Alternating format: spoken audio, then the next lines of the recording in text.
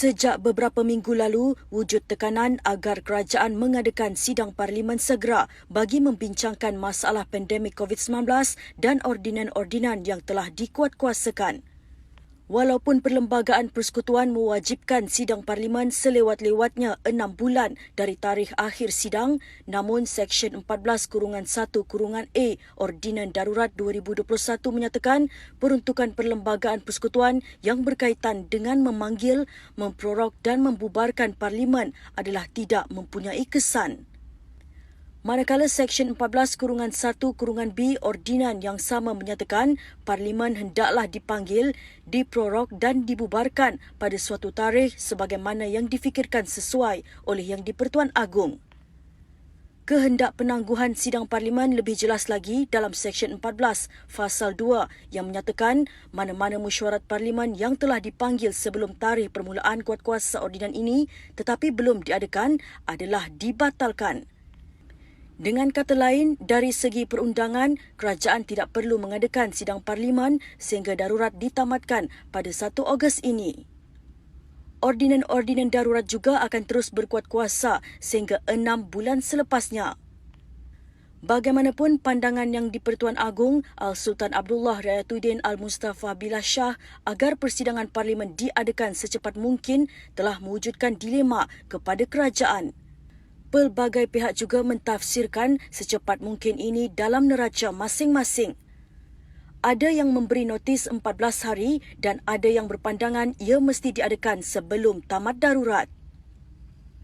Untuk itu, agenda masa berkesempatan menemu bual Menteri Wilayah Persekutuan Tan Sri Anwar Musa bagi mendapat gambaran sebenar dilema dan pendirian yang dihadapi oleh kerajaan dalam mengadakan sidang parlimen pada waktu pandemik ini. Banyak orang yang tidak faham apabila proklamasi darurat dilaksanakan. Ya. Maka ordinan yang pertama telah pun ditandatangani oleh Sri Paduka Baginda Yang di-Pertuan Agong. Banyak orang tak faham antara proklamasi dengan ordinan. Proklamasi itu dokumen pertama untuk meletakkan negara di bawah perintah darurat pandemik kesihatan. Beberapa hari lepas pada itu, ditandatangani ordinan yang pertama untuk spell out secara detail bagaimana perlaksanaan kepada perintah darurat. Dan dalam ordinan kita yang pertama, perkara 14 1A dan 1B, disebutkan di situ bahawasanya urusan memanggil parlimen itu digantung di mana dalam perlembagaan, memanggil parlimen itu perkara 55 dalam perlembagaan. Ya. Proklamasi dibuat di bawah perkara 150, perlembagaan. Proses memanggil parlimen bermesyuarat itu perkara 55. Di dalam ordinan itu di-spell out, perkara 55 itu digantung. Maka selagi perkara 55 digantung di bawah ordinan nombor 1, parlimen tidak bersidang dalam tempoh itu. Jadi kalau kita sekali lagi, kalau nak bersidang secepat mungkin, dalam tempoh sebelum 1 bulan 8, jawabnya tak boleh selagi mana perkara 55 digantung. Dan ini telah menjadi undang-undang. Ya. Kalau nak bersidang selepas 1 hari bulan 8, dalam dua keadaan. Pertama, kalau darurat disambung, tapi sambung tanpa menggantung perkara 55, parlimen boleh bersidang. Ya. Kemudian atau nak buat juga mesyuarat dalam keadaan tak menyambung darurat, parlimen boleh bersidang. Jadi kalau selepas 1 bulan 8 boleh bersidang dalam dua keadaan. Pertama, dalam keadaan 55 tak digantung.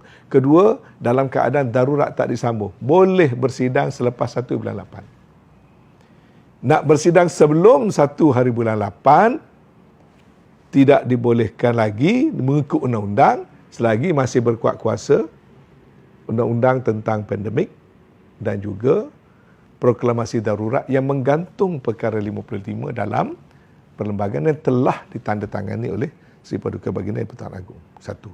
Ini juga perlu diberi penjelasan supaya tidak menimbulkan kekeliruan tentang cepat, lambat dan dalam tempoh secepat mungkin, istilah cepat mungkin tadi. Satu lagi yang perlu dipahaminya ialah siapa yang boleh memanggil sidang parlimen. Ada yang kata di-Pertuan Agong boleh panggil, ada yang kata PM kena panggil dan sebagainya. Balik semula pada undang-undang. Dalam undang-undang, di bawah sistem konstitusional monarki, tidak ada perkara-perkara yang tuanku bertindak atas sifat peribadi atau persendirian. Istilah konstitusional monarki ialah yang di-Pertuan Agong bertindak berdasarkan kepada nasihat daripada ataupun pandangan ataupun nasihat daripada Jemaah Menteri atau Perdana Menteri. Walaupun dalam perlembagaan ini semua digunakan istilah Yang di-Pertuan Agong, Yang di-Pertuan Agong kata Yang di-Pertuan Agong adalah Chief Commander of the Armed Forces. Tapi bukan bermakna tu Yang di-Pertuan Agong yang boleh merintahkan direct askar-askar buat apa. Yang di-Pertuan Agong, banyaklah kuasa-kuasa dalam ni kita gunakan istilah Yang di-Pertuan Agong buat itu buat ini. Tetapi dia kena sentiasa dibaca bersama perkara 40 dalam perlembagaan. Perkara 40 dalam perlembagaan menyebut Yang di-Pertuan Agong tidak bertindak sendiri tetapi bertindak atas nasihat. Kecuali bagi 3 perkara. Dalam perkara 42 dalam perlembagaan disebut dengan jelas. Apa dia perkara yang di-Pertuan Agong boleh bertindak menurut budi bicara sendiri. Dia sebut, dia tak ada keraguan dalam soal ini. Di bawah konsep konstitusional monarki. Di mana perkara 42 yang di-Pertuan Agong boleh bertindak menurut budi bicaranya pada melaksanakan fungsi-fungsi yang berikut. 2A, melantik seorang Perdana Menteri. Budi bicara.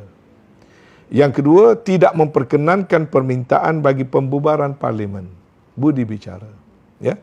Yang ketiga, meminta diadakan majlis raja-raja, mesyuarat majlis raja-raja yang semata-mata berkenaan dengan keistimewaan, kedudukan, kemuliaan dan kebesaran duli-duli yang maha mulia raja-raja dan apa-apa tindakan pada mesyuarat itu. 3 perkara ini yang institusi yang di-Pertuan Agong boleh bertindak pada budi bicara baginda sendiri. Dalam perkara-perkara lain, semuanya tertakluk kepada perkara 40 dalam perlembagaan.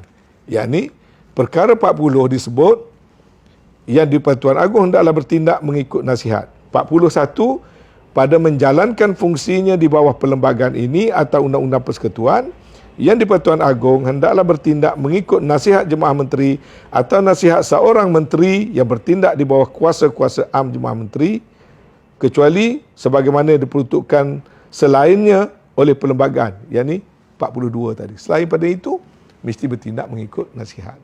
Jadi itulah prinsip konstitusional monarki yang sedang kita amalkan sekarang ini. Jadi memanggil sidang dewan adalah perkara yang tak termasuk dalam 40(2), artinya mesti berlaku dengan nasihat ataupun pengesyuran daripada Kabinet dan Perdana Menteri.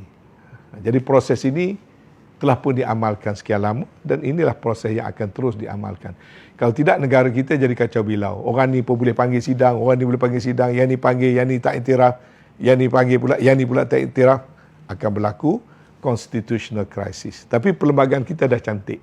Dia dah sebut dah di situ. Jadi jelas soal memanggil, dan tuanku beberapa kali telah menyebut Parlimen boleh bersidang. Kenyataan dikeluarkan pada beberapa bulan lepas oleh Istana Negara. Parlimen boleh bersidang dalam masa darurat atas kehendak dan nasihat daripada Perdana Menteri.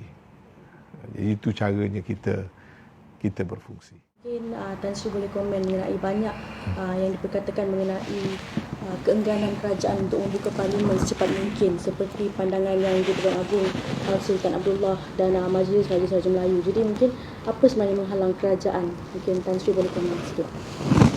Pertama sekali, perkataan keengganan kerajaan untuk memanggil persidangan secepat mungkin itu tidak tepat. Kalau kata keengganan, artinya kerajaan tak mahu menyegerakan. Ya.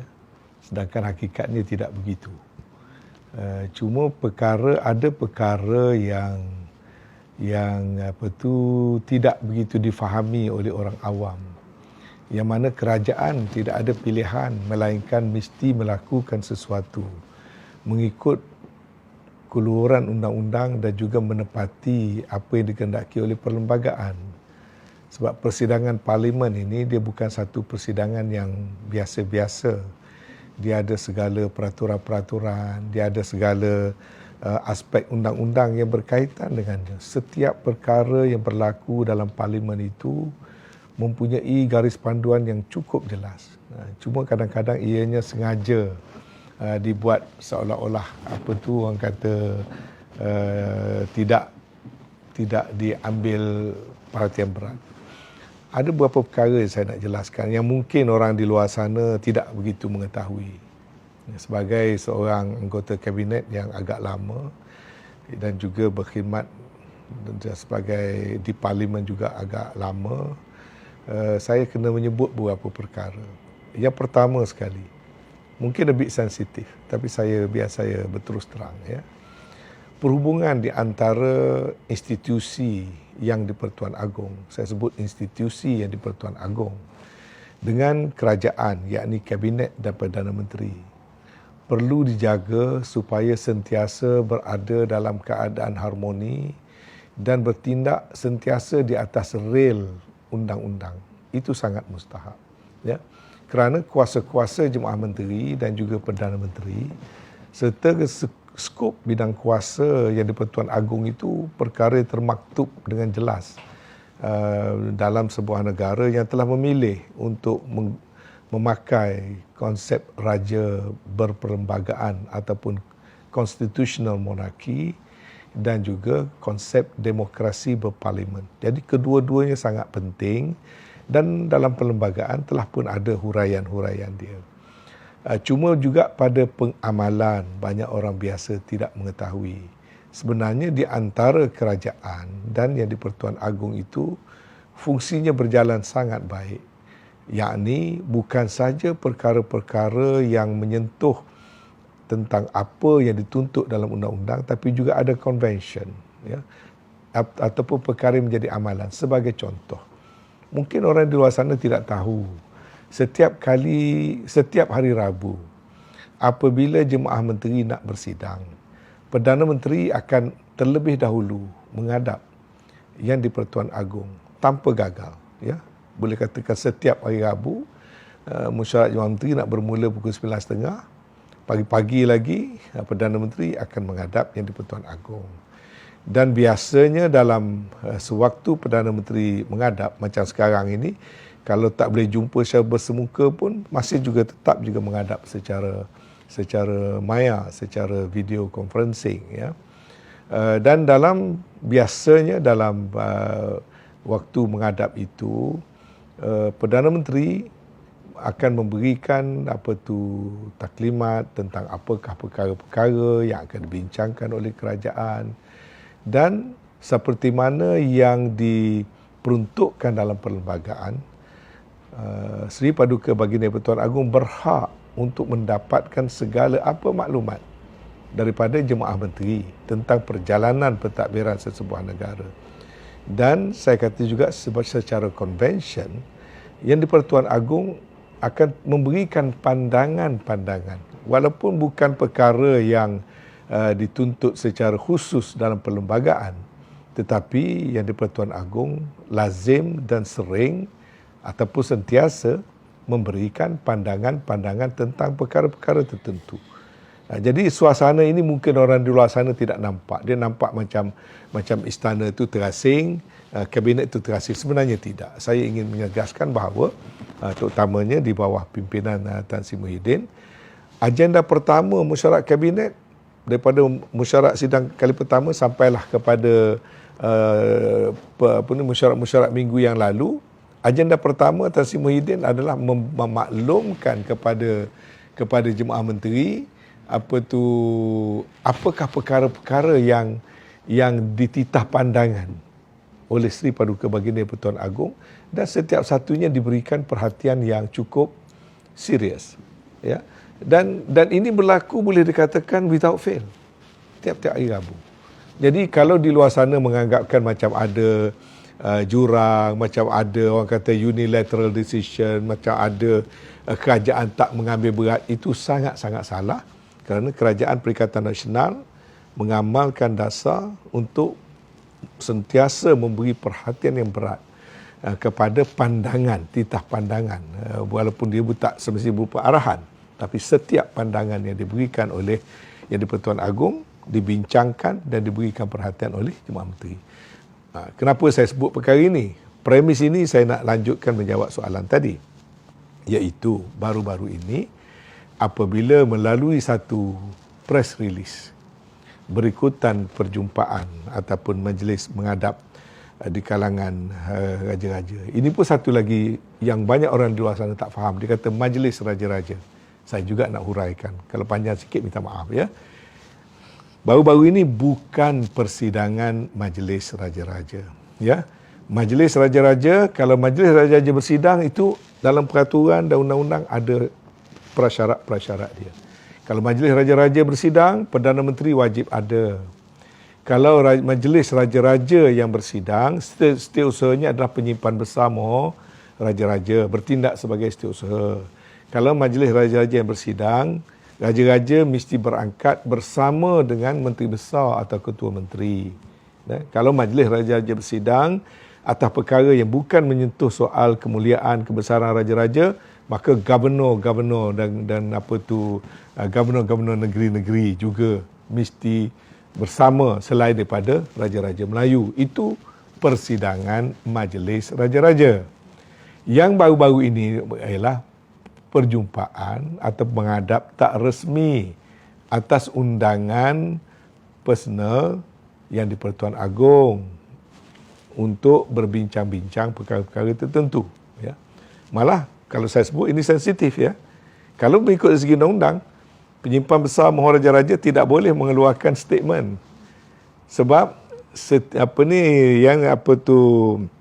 penyimpan Mahor Besar Raja-Raja adalah setiausaha kepada majlis raja-raja. Sedangkan baru ini tu bukan persidangan majlis raja-raja. Kalau diikutkan tidak ada local standby. Tapi tidak mengapa. Saya katakan antara perkara yang menjadi undang-undang dengan perkara yang menjadi pengamalan itu ada garis pemisah yang nipis. Very thin wall. Dan kita biasanya agak toleran dalam perkara-perkara begitu. Ya, kita tak perlu besar-besarkan. Jadi berbalik kepada kenyataan media Istana Negara yang menyatakan Tuanku berpandangan Parlimen hendaklah bersidang secepat mungkin. Istilah digunakan secepat mungkin. Boleh saja sebenarnya Tuanku menyebutkan tarikh. Bersidang segera sebelum tamat darurat. Boleh. Tapi Tuanku tak kata begitu. Sebab Tuanku memahami peruntukan dan perkara-perkara undang-undang. Jadi pertama Tuanku tidak kata better menitahkan. Tidak. Digunakan istilah yang cukup halus. Yang memerlukan kita mentafsirkan dengan cara jujur. Jangan ambil kesempatan daripada situasi itu. Ya. Kena fikir dan terasa kepentingan negara. Kalau kita fikir kepentingan agenda tersembunyi kita fikir saya kepentingan puak, nak bersidang tu kerana apa, dia jadi benda lain. Jadi apakah yang disebut? Seri Paduka Baginda Pertuan Agong menyampaikan pandangan. Ya. Menitahkan pandangan supaya Parlimen bersidang secepat mungkin. Baik. Bila perkara itu keluar dalam media, persoalan balik pada soalan tadi. Kerajaan melengahkan ke? Kerajaan nak tolak ke? Kerajaan tak ambil peduli ke? Tak ambil pot? Jawabnya tak betul. Ya. Cuma tinggal lagi, bila statement keluar daripada media, saya dah kata tadi, hubungan antara kerajaan dengan Pertuan Agong itu hubungan secara langsung, bukan hubungan melalui surat khabar. Dari segi menguruskan negara, kita tidak boleh ambil hanya berdasarkan kepada kenyataan media. Sebab setiap minggu Perdana Menteri memang duduk dengan Pertuan Agong. Dan saya percaya selepas daripada kenyataan media itu, Perdana Menteri telah pun menghadap dan mendapatkan secara perbincangan. Sebab maklumlah dalam statement media kadang-kadang ada samar, tak jelas, misinterpretation dan sebagainya. Itu untuk public consumption. Tapi untuk sebuah kerajaan yang proper, yang ada etikanya, yang ada kaedahnya, yang ada conventionnya, maka kerajaan mengambil berat dan sudah pun perkara itu dibincangkan kerana Perdana Menteri telah pun menghadap pada Baginda Pertuan Agong pada hari Rabu yang berikutnya selepas peristiwa itu berlaku. Itu yang pertama. Yang kedua, kerajaan juga sebenarnya bersetuju supaya Parlimen bersidang secepat mungkin. Cuma tafsiran secepat mungkin. Zahid Hamidi tafsir secepat mungkin 14 hari. Ada yang secepat mungkin patut 2-3 hari buka lah Parlimen. Ya? Ada yang kata 14 hari bersidang, itulah secepat mungkin. Ada pula pihak kata secepat mungkin tu sebelum 1 bulan 8. Dalam darurat ni pun bersidang. Itu secepat mungkin. Ada satu pula lagi versi secepat mungkin itu setelah segala keperluan-keperluan perundangan dipenuhi, maka segeralah mengadakannya. Digambarkan bulan September. Jadi secepat mungkin yang mana satu kita nak pakai. Secepat mungkin immediately, boleh pergi saja buka kunci pintu Parlimen, buka Parlimen. Ahli Parlimen pun pandu kereta pergi ke Parlimen. Sebab ada orang kata Parlimen sekarang dah naik rumput. Parlimen sekarang dah reput. Ditafsirkan. Boleh saja buka. Saya 3 hari lepas pergi Parlimen. Ya, pergi jumpa, bincang ada meeting di sana, di Parlimen. Parlimen tu buka secara fizikalnya. Tetapi membuka Parlimen menurut peraturan-peraturan, dia ada semua tertulis dalam ini. Dia tertulis dalam perlembagaan. Macam mana cara Parlimen nak dibuka. Macam mana cara Parlimen sesi pertama nak dibuka. Macam mana cara Parlimen Musyarat Khas nak dibuka. Itu ada cara dia. Jadi apabila Tuanku kata menitahkan supaya musyarat Parlimen dibuat serta-merta, dibuat secepat mungkin, Jemaah Menteri yang bermusyarat bersetuju diadakan secepat mungkin, lalu kita minta Parlimen memperakukan kepada kerajaan bagaimana nak laksanakan secepat mungkin. Sebab kerajaan ada banyak option.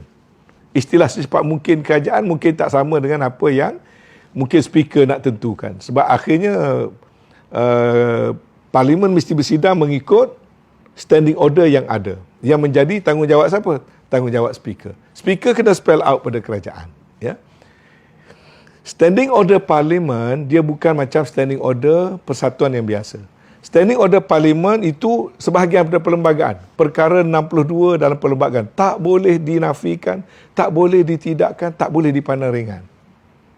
Sebab standing order Parlimen itu adalah perkara 62 dalam perlembagaan negara. Dia tak serupa dengan persatuan lain ada standing order juga. Badan lain ada standing order juga. Ya? Tapi standing order Parlimen ada sebahagian daripada perlembagaan. Artinya undang-undang tertinggi yang wajib diikuti. Perkara 62 dalam perlembagaan. Baik. Apa dia yang dikatakan dalam standing order yang ada? Ya. Termasuklah soal siapa nak panggil, bila nak panggil, dan bila panggil itu panggil bersidang dalam keadaan mana, dan ada lagi lah perkara-perkara lain. Baik, semua kita tahu sekarang ini kita di bawah kuat kuasa undang-undang Akta Penularan Wabak yang sedang berkuat kuasa sekarang. Sebab tu Agong dengan PM pun menghadap secara video conference. Walaupun itu majlis penghadapan yang penting, tapi kena patuh pada undang-undang. PM sendiri kena patuh. Kabinet, musyarat paling penting dalam negara, terpaksa buat secara video conference. Sebab apa? Kabinet, menteri-menteri pun kena patuh. Dan dalam hal itu, Parlimen juga tidak terkecuali. Parlimen juga terikat dengan undang-undang yang sedang berkuat kuasa, iaitu tidak boleh bersidang secara fizikal seperti mana biasa.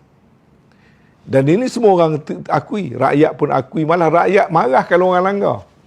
Hari ini ada satu lagi orang menteri makan dalam kafe. Orang marah kan? Saya hari itu pergi melawat kebun, kerana ada orang hidang, ada orang ambil gambar, orang marah kan? Maknanya rakyat tak nak siapa-siapa langgar undang-undang. Baik yang atas, baik yang bawah.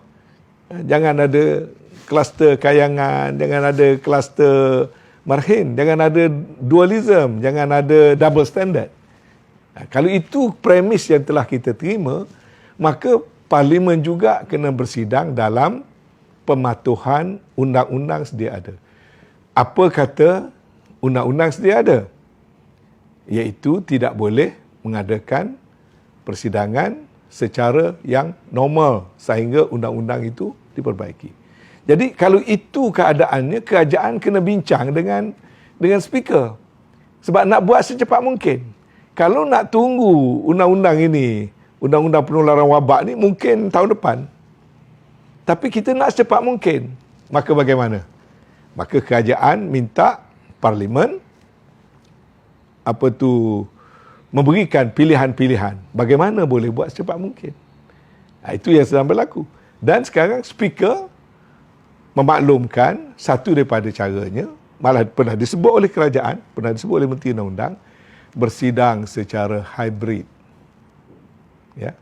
Kalau nak buat juga sebelum undang-undang sekarang ni ditamatkan, masih lagi dalam penularan wabak, masih lagi dalam penguatkuasaan Undang-Undang 336, akta pengawalan penyakit yang orang kata pandemik ni.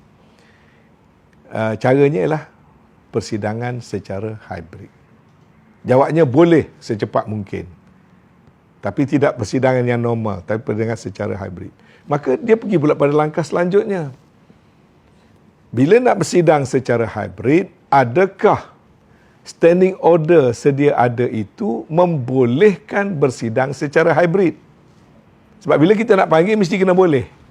Jadi sebelum panggil, pastikan dulu boleh. Maka jawabnya, dalam keadaan sekarang, di bawah standing order yang sedia ada sekarang, belum boleh bersidang secara hybrid kecuali peraturan-peraturan dipinda terlebih dahulu. Saya bagi contoh. Apabila ahli parlimen bersidang, ahli parlimen mempunyai immunity. Yakni tidak boleh didakwa di mahkamah, orang tidak boleh, orang kata challenge dia di mana-mana mahkamah, selagi mana dia berucap di dalam chamber, yakni dalam dewan. Itu satu daripada peraturan tu. Jadi katakanlah kita buat persidangan secara hybrid. Separuh duduk dalam dewan, separuh duduk dalam dewan lain, separuh duduk di rumah, separuh duduk di pejabat, maka kita bersidang sebahagiannya secara video conferencing. Sebahagian duduk dalam dewan. Persoalan dia, adakah yang berucap di luar chamber, di bawah undang-undang bertulis sekarang, dia ada immunity atau tidak? Jawabnya tak ada. Maka kalau nak bersidang secara maya, secara hybrid, provision dalam peraturan-peraturan Dewan Standing Order perlu dipinda dulu supaya boleh bersidang secara hybrid. Itu contoh pertama. Contoh yang kedua, apabila Parlimen bersidang, akan ada proses mengundi, setuju tak setuju, setuju tak. Sebab dia bila bersidang ada usul, ada sokong, ada akhirnya ambil undi. Walaupun tak semestinya mengundi bilang dengan tangan, tapi mengundi pakai suara, mengundi macam-macam kaedah yang ada dalam standing order. Baik. Bila kita bersidang secara hybrid, sebahagian orang duduk dalam dewan lain, ataupun duduk di pejabat, ataupun duduk di tempat mana, sebahagian duduk dalam chamber. Bila sampai time mengundi, bagaimana nak mengundi? Sebab dalam peraturan sekarang, yang boleh dibilang undi hanya yang berada di depan speaker dalam chamber. Sebab tu tiap-tiap kali nak mengundi, bunyi loceng, semua kena berlari masuk dalam chamber, tutup pintu. Sekarang ini, tutup pintu. Kenapa? Kerana yang berada di lobi, yang berada di kantin, yang berada di tempat lain, tak boleh dibilang walaupun dia kata dia hadir. Dia hanya boleh bilang bila dia duduk di tempat dia, di dalam chamber. Baru dia boleh undi dia tu sah. Itu juga masalah kan, bila kita nak menguruskan sidang secara hybrid. Dan kita mesti memahami, parlimen kita, ada orang kata boleh buat macam di Britain. Pertama, kita kena faham. Di Britain, dia tidak hanya bergantung pada undang-undang bertulis. Berbeza dengan kita. Kita undang-undang semua bertulis. Britain, dia pakai juga convention dan sebagainya. Tidak ada undang tertulis. Yang kedua, parlimen, ahli parlimen 600 lebih. Kursi dia ada 300. Dia tidak pakai sistem tempat duduk masing-masing.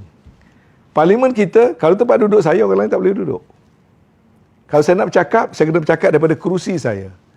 Parlimen Britain, siapa-siapa boleh masuk dan duduk. Sebab ahli parlimen 600, kursi 300 lebih. Ini semua perkara yang orang-orang biasa mungkin terlepas pandang. Dan benda ni tak boleh diremehkan oleh kerajaan. Sebab kalau kerajaan buat dengan melanggar undang-undang, maka kerajaan akan dipertanggungjawabkan. Jadi, istilah nak bersidang secepat mungkin, pertama, secepat mungkin dalam keadaan undang-undang penularan wabak yang telah ditandatangani oleh DG, itu panjang, mungkin sampai hujung tahun. Saya rasa hujung tahun terlalu lama. Maka secepat mungkin yang kedua kita nak bersidang ialah dalam keadaan undang-undang penularan wabak masih ada, kita boleh buat persidangan dengan syarat kita buat SOP sidang secara hybrid. Untuk nak bersidang secara hybrid, kita kena pindah kita punya standing order.